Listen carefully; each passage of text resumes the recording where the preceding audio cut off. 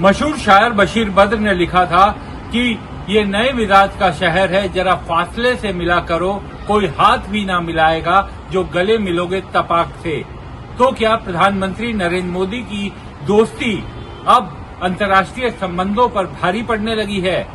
कम से कम देश का विपक्ष तो इसी मामले में नरेंद्र मोदी और उनकी सरकार पर निशाना साध रहा है। अमेरिका के राष्ट्रपति डोनाल्ड ट्रंप ने पहले भारत को टैरिफ बम दिया और अब उसके बाद H-1B वीजा से अनेकों भारतीयों पर, हजारों भारतीयों पर रोजगार का बड़ा संकट पैदा कर दिया है। विपक्ष इस मामले में प्रधानमंत्री नरेंद्र मोदी के दोस्ती के दावों पर तंज कस रहा है। सबसे पहले सुनिए सांसद संजय सिंह, आम आदमी पार्टी के नेता, क्या कह रहे हैं। मोदी जी के दोस्त ट्रंप ने अमेरिका से खुशखबरी भेजी है। वो खुशखबरी क्या है? H-1B वीजा की फीस $1 लाख कर दी गई है।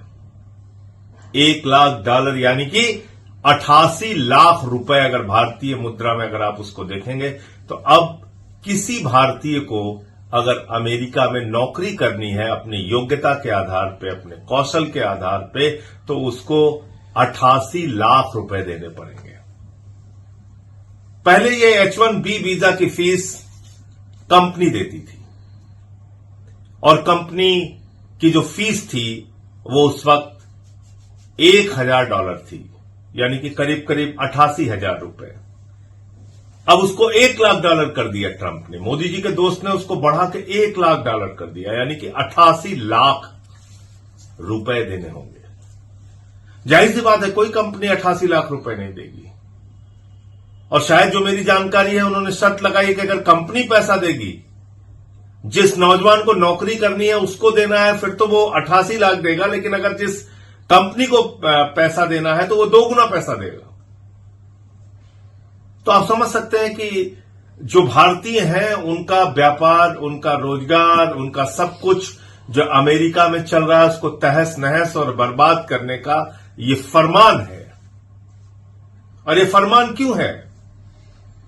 मोदी जी के एक दोस्त की लड़ाई का खामियाजा पूरे हिंदुस्तान को भुगतना पड़ रहा है। याद कीजिए, ये वही ट्रंप है जिसको जिताने के लिए मोदी जी के भक्त नारे लगा रहे थे, पूजा कर रहे थे, अर्चना कर रहे थे, गोदी मीडिया वाह वाह कर रहा था। मैंने संसद के अंदर जब हमारे भारतीयों को बेड़ियों में बांध के अमृतसर उतारा गया, मैंने ये मुद्दा जब सदन में उठाया, संसद में, वो वीडियो उठा के देखिएगा, हंस रहे थे बीजेपी के लोग, ठहाके लगा के हंस रहे थे। यानी कि भारतीयों के अपमान पे, उनको बेड़ियों में बांध के लाने पर यह मुद्दा जब मैंने भारत सरकार के सामने देश की संसद में उठाया तो हंस रहे थे लोग, मजे ले रहे थे। ठीक है, बेड़ियों में बांध के आ रहे हैं, अपमान हो रहा है तो होने दो। अभी मोदी जी को जन्मदिन पे बधाई दिया ट्रंप ने। दूसरे दिन उसी ट्रंप ने भारत को ड्रग्स की तस्करी करने वाले देशों की सूची में डाल दिया। यानी कि वो एक ड्रग्स की तस्करी करने वाले देश के प्रधानमंत्री को बधाई दे रहा था। और हमारे प्रधानमंत्री बेचारे एकदम खुशी से झूम उठे। उन्होंने तुरंत ट्रंप को मुबारकबाद दिया, बधाई दी, शुभकामनाएं दिया और उन्होंने मुझे जन्मदिन की बधाई दे दी। वाह वाह वाह, सारे टीवी चैनल पे चलने लगा। भारत की प्रतिष्ठा को और कितना गिराओगे मोदी जी? ऑपरेशन सिंदूर के बाद जब हमारे बहनों के माथे के सिंदूर उजाड़े गए थे, उस वक्त भारत की बहादुर सेना पाकिस्तान से लड़ रही थी। आपने अमेरिका के आगे घुटने टेक के सीजफायर करा दिया। सीजफायर का ऐलान ट्रंप ने किया। 40 बार बोल चुका है, आपके मुंह से आवाज नहीं निकलती। बार बार भारत का अपमान, बार बार भारत का अपमान। यूनाइटेड नेशन में पाकिस्तान को एंटी टेररिस्ट कमेटी का चेयरमैन बना दिया गया। अब झूम झूम के उछल के पहुंच गए चीन SCO की बैठक में। वहां भी एंटी टेररिस्ट जो उनकी कमेटी होती है, रैट्स, उसमें आपने देखा कि फिर से पाकिस्तान को ही उस कमेटी का, एंटी टेररिस्ट कमेटी का चेयरमैन SCO में भी बना दिया गया, UN में भी बना दिया गया, SCO में भी बना दिया गया। ये आपकी विदेश नीति है। ऐसे आप उछल कूद मचाते रहते हैं, महामानव पहुंच गए, मोदी जी पहुंच गए, कोई महिला रो रही है, कोई बच्चे नारे लगा रहे हैं, हो रहा है, जबरदस्ती आप लोगों को गले पड़ पड़ के हंस रहे हैं, इससे विदेश नीति चलेगी। और याद रखिएगा, हिंदुस्तान के एक एक नौजवानों को मैं कहना चाहता हूं, जो इंजीनियर है, जो मेडिकल के क्षेत्र में पढ़ाई करके बहुत आगे गए हैं, उन सब के लिए, आपके लिए संदेश है, बहुत बड़ा संदेश है। याद रखिएगा, 71% H1B वीजा भारतीयों के पास है। यानी कि अमेरिका में काम करने वाले कुल लोगों की संख्या में से 71% ऐसे लोग हैं जिनके पास H1B वीजा है। उनकी सबकी नौकरी तबाह हो जाएगी, बर्बाद हो जाएगी, किसी काम के नहीं बचेंगे। फिलहाल इस देश के लोग, इस देश का गोदी मीडिया, ये इसीलिए बना है, इसीलिए पैदा हुआ है कि देश का स्वाभिमान कितना भी गिर जाए, देश के सम्मान को कितनी भी चोट पहुंचाई जाए, लेकिन मोदी जी का गुणगान करना है। तो आप करते रहिए गुणगान, और मोदी के दोस्त ट्रंप का फरमान भी सुनते रहिए।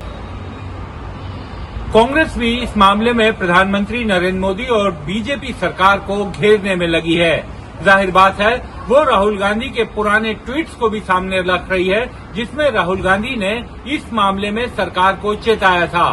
साल 2017 में राहुल गांधी ने एक ट्वीट कर कहा था कि इस मामले में प्रधानमंत्री नरेंद्र मोदी को अमेरिका के साथ बात करनी चाहिए। जाहिर बात है, उस समय H1B पर राहुल गांधी ने जो भी कहा था उसे हंसी मजाक में उड़ा दिया गया, और ट्रोल सेना जो आजकल सोशल मीडिया पर बहुत सक्रिय रहती है, उसने राहुल गांधी की बातों को हमेशा की तरह हल्के में लिया और उस पर तमाम तरह के मीम बनाए। लेकिन आज देखिए कि उसी राहुल गांधी ने जो बात बोली थी वो अब पूरी तरीके से सही साबित होते हुए दिखाई दे रही है। तो आज कांग्रेस के वरिष्ठ नेता पवन खेड़ा एक बार फिर सामने आए और उन्होंने कहा कि प्रधानमंत्री नरेंद्र मोदी की दोस्ती के कारण ही ये सब देखने को मिल रहा है। साथियों, नरेंद्र मोदी के जितनी दोस्तियां हैं ना, वो देश के अंदर की दोस्तियां हों या देश के बाहर की दोस्तियां हों, देश को बहुत नुकसान पहुंचाती है। अब डोनाल्ड ट्रंप को देख लीजिए। My dear friend Narendra Modi, very fond of him, he is a very good man. Narendra Modi खुश। जब डोनाल्ड ट्रंप कहता है कि Narendra Modi is a good man, Modi साहब शीर्षासन लगा के एक्स पे जवाब देना शुरू कर देते हैं। देश को कुछ नहीं मिलता, बस इसी में खुश है साहब। आप एक बात बताइए, जब हमारे लोगों को बेड़ियां में जकड़कर बड़ी जिल्लत सहनी पड़ी, बेइज्जत करके उनको वापस हिंदुस्तान भेजा गया, नरेंद्र मोदी कुछ नहीं बोले। छोटे छोटे देश भिड़ गए डोनाल्ड ट्रंप से और उन्होंने शर्त रखी कि नहीं साहब, बेड़ियां नहीं लगाएंगे आप, और मानना पड़ा डोनाल्ड ट्रंप को। भाई, अमेरिका की तो नीति डराने की है, पॉलिसी डराने की है, लेकिन भारत की पॉलिसी डरने की है क्या? नहीं है। 71 याद कीजिए, आंखों में आंखें डाल के निक्सन के हमने जवाब दिया और पाकिस्तान के 2 टुकड़े किए। यह है भारत का चरित्र, यह है भारत का स्टैचर।